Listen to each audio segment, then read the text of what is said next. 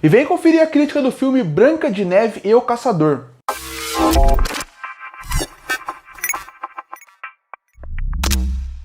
E como eu falei no Espelho Espelho Meu, essa semana eu vou tentar trazer algumas adaptações live action de Branca de Neve para poder trazer crítica aqui pro canal, para poder comemorar que tá chegando mais um live action da Disney.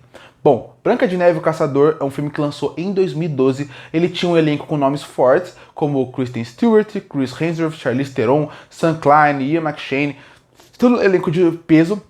E você vem com uma ideia diferente, porque naquele momento, em 2012, os contos de fadas estavam vindo numa leva diferente. Estavam vindo com uma leva de, e se a gente pegasse os contos de fadas e colocasse ele numa coisa mais real? A partir daí saiu filmes como A Garota da Capuz Vermelho, que era uma história da Chapeuzinho Vermelho mais real, João Maria o Caçador de Bruxas, que era uma ideia mais realista naquele negócio, e veio Branca de Neve e Caçador, que veio, e se a gente colocasse a Branca de Neve numa ideia mais real, mais medieval como um todo? E a partir daí veio esse filme que ele não tem uma ideia ruim. Inclusive, a introdução nem é tão ruim assim. Eu gosto da parte como colocam a rainha ali para poder mostrar como ela morre, como chega a ascensão da Rainha Má.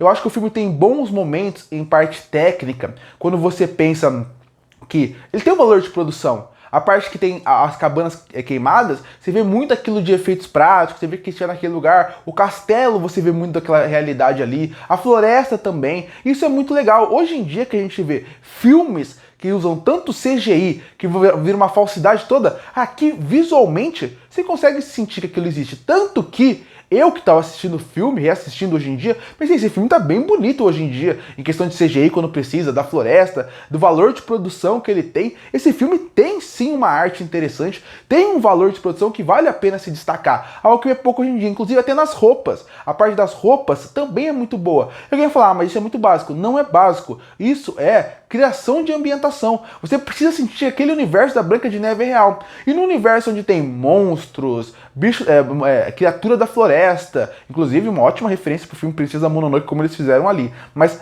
bichos da floresta, os anões também como um todo, porque os anões, pra quem não sabe nesse filme, são atores que têm estatura média e que eles pegaram pra fazer anões, que tem nanismo. Então eles pegaram os atores e colocaram eles meio que o rosto deles em outra pessoa. E ficou muito bom. Você não assiste hoje em dia e pensa, nossa, tá estranho, tá gerando uma estranheza. Não, gera uma estranheza porque você conhece o ator, tipo o Ian McShane. Ele é um ator muito famoso. Então você vê ele naquele corpo menor, você gera uma estranheza. Mas como um todo, quando você não conhece os outros atores, a maioria deles, gera uma coisa normal porque está bem feito, tem um valor de produção, isso vai destacar porque ele te coloca dentro do filme. Você assistindo o filme se sente dentro daquele universo, sente que ele poderia ser real. E inclusive isso acaba dando um peso maior, porque essa Branca de Neve, da Kristen Stewart, ela é uma Branca de Neve que ela é muito mais, ela vai pra guerra, ela vai guerrear, ela quer ganhar seus direitos. Essa é aquela Branca de Neve que ela quer seus direitos, ela quer mostrar que ela pode recuperar seu povo, só que sem ter que forçar alguma coisa em alguns pontos. Ela realmente chega e ela vai lutando, ela vai se desenvolvendo ao longo do filme. Então isso é interessante. A ideia do filme não é ruim, colocar mais realismo não é ruim, o valor de produção te coloca ambientado através disso. E tudo isso acaba vendendo o filme que eu assistindo, eu lembrava que na minha cabeça ele era muito pior do que assistindo hoje em dia. Até na parte que eu falei do CGI do cervo, que é uma criatura da floresta, funciona bem. Agora, quando você vai além disso, o filme acaba se lembrando. Quando ele vai além disso, quando você chega além disso, você lembra por que esse filme é horrível. Porque, tudo bem, visualmente o filme é muito bonito, eu acho que eles conseguiram ter um ótimo valor de produção, me surpreendeu como tá bem hoje em dia. Mas um filme ele tem que ser muito além disso. Ele tem que ser muito além da ambientação. A ambientação ele vai criar um terreno, vai facilitar para colocar o público dentro da história, para aí a história ser desenvolvida. E a história ser desenvolvida é um grande problema. Como eu falei, a ambientação ela já é um pouco quebrada na forma como eles pensam no reino da Branca de Neve. Porque parece que cada reino está em cada esquina, e isso me incomoda demais. Me incomoda muito quando o filme tem praticamente o teleporte de personagem. Um personagem do nada está num lugar, ele aparece no outro sem problema nenhum. O irmão da Rainha Má, por exemplo, ele vai para a Floresta Proibida, ele volta da Floresta no Castelo, ele vai para uma tribo que tem ali do lado, ele volta para a Floresta Proibida. Quando você vê toda essa sequência, você pensa, peraí, Como isso está acontecendo? Como que ele vai para um lugar, volta para o castelo e chega antes dos protagonistas em certo ponto? Não faz sentido nenhum. Isso me incomoda e quebra um pouco a ambientação. Parecia que cada cenário é um bairro. Parece que eles viram uma rua, tá na Floresta Proibida. Vira a segunda rua, tá no acampamento. Não faz sentido. Isso incomoda bastante e quebra um pouco, sim, de como um todo a ambientação que o filme constrói. Mas o problema vai além disso. O problema vai para os personagens também.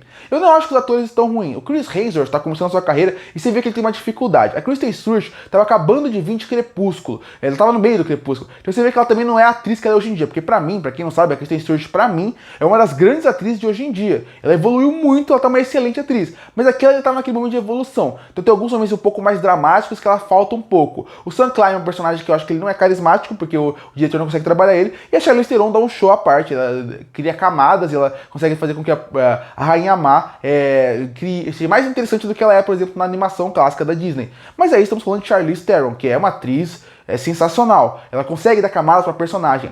E eu sinto que muitas que eu tô falando aqui, nem é culpa dos atores, do Chris Hemsworth, que não tá incrível, da Kristen Stewart, nem do Sam Klein. Eu sinto que o problema é o roteiro. O roteiro não consegue deixar os personagens interessantes, cativantes e desenvolver eles de uma forma onde a gente, como público, queira se interessar mais por ele. Por exemplo, tem todo um plot no filme onde a Kristen Stewart, que é a Branca de Neve, vai ter um interesse amoroso pelo príncipe, que é um personagem chamado William. Quando você pensa como um todo, não faz sentido nenhum. Esse romance, o beijo deles quando acontece em um certo ponto, não faz sentido. Ela não via ele, ela não desenvolvia ele, mas o roteiro é tão perdido que eles criam uma tensão amorosa, uma química entre o caçador e a Branca de Neve que nunca acontece. É uma tensão que não se desenvolve, uma tensão que não... O roteiro colocou eles para ser um casal e parece que teve medo, de certo ponto, de desvirtuar conto de fada e largou fora. Então o grande problema desse filme começa sendo o roteiro, na forma como ele trabalha os personagens. Ele deixa os personagens rasos, pouco desenvolvidos, pouco interessantes. E o diretor ainda por cima consegue, além de dar uma escrita ruim na boca dos atores, ele ainda consegue não criar sequências boas de atuação, com muitos cortes, com momentos que acabam não tendo um encantamento, ele acaba perdendo o que os atores podem ter de melhor, que é a sua atuação. Tanto você pode ver que o diretor é muito mal em dirigir atores, que quando a sequência é numa floresta, a Bíblia mostra a grandiosidade da floresta do lugar, ele é bom, ele consegue mostrar o cenário. Quando tem que focar em ator, ele não é um dos melhores diretores que tem.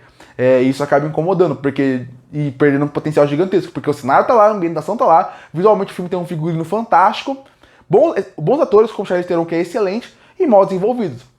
E aí, além dos personagens não serem interessantes, cativantes e bem desenvolvidos, você ainda tem a história como um todo, que também não é boa. A história em si, ela é interessante. O conceito da Rainha Má, sugar a alma das pessoas, para ela sempre ficar mais jovem, interessantíssimo. Ela ter passado por várias situações para chegar até lá, muito interessante também. Mas quando você pensa além disso, a história ela tem tantas escolhas erradas, de personagens que se encontram com o outro que não faz sentido, de personagens tendo que a ajuda do roteiro para chegar em certo ponto. E eu vou falar um spoiler do filme, mas ele é de 2012, eu acredito que ninguém vai ficar triste com isso. A forma como a Branca de Neve volta da morte é uma das cenas mais vergonhosas que já teve. Ela come a maçã e ela acaba morrendo. Só que no filme ela não recebe o beijo do príncipe, ela acaba renascendo de uma forma milagrosa. É uma metáfora, até certo ponto, a uma coisa mais divina, até certo ponto Jesus, que ela renasceu e ela fez esperança e tal. Mas não faz sentido, porque ela nunca teve esse poder. Tudo bem, a ideia da floresta é pra... Mas não faz sentido. O roteiro não consegue trabalhar bem essa história. É uma história que ela começa interessante, apresentando bem a premissa, apresentando bem uma nova realidade para Branca de Neve. Ela coloca os personagens num certo ponto que precisava, mas quando termina o primeiro ato, que é quando a Branca de Neve foge do castelo, ela vai pra floresta, ali já começa uma confusão de roteiro. Gera os maiores problemas que eu mencionei aqui, de todo lugar parecer um bairro, dos atores começarem a ser mal desenvolvidos, inclusive o segundo ato, a Charlize Theron como Rainha Má sai do filme, ele cai bastante de qualidade também, porque ela faz falta, e nesse ponto o roteiro começa a trabalhar mal os personagens, mal a relação deles. E termina, o terceiro ato começa quando ela renasce. E aí o filme vai embora, porque quando o terceiro ato começa, eu acho que o filme cai de qualidade muito grande. Porque o terceiro ato, o diretor não sabe criar cena de ação. E fazia tempo que eu não assisti o filme, né? Então eu não lembrava que a sequência final da Rainha Má contra a Branca de Neve era tão anticlimática como é nesse filme.